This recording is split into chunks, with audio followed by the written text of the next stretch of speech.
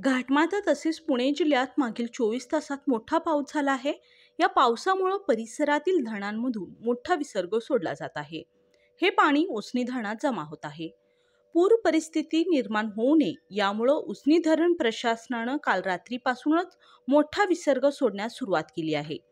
काल रात्रीपासून 51,600 क्युसेकने विसर्ग सोडला जात आहे.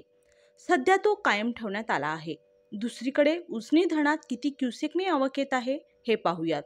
त्याआधी आपण जर आमच्या हॅलो बळीराजा या चॅनलला सबस्क्राईब केला नसाल तर सबस्क्राईब करा, जेणेकरून आमचे अपडेट तुम्हाला लवकरात लवकर मिळतील. आज रविवार 25 ऑगस्ट 2024 सकाळी 9 वाजता आलेल्या अपडेटनुसार उजनी धरणात 22,780 क्युसेकने पाणी जमा होत आहे. उसनी धरणात 118.54 TMC पाणीसाठा जमा झाला आहे. तर यातील उपयुक्त पाणीसाठा हा 54.88 TMC इतका आहे. उजनी धरण 102.45% भरलं आहे. उजनी धरणामधून 51,600 क्युसेकने पाणी सोडलं जात आहे.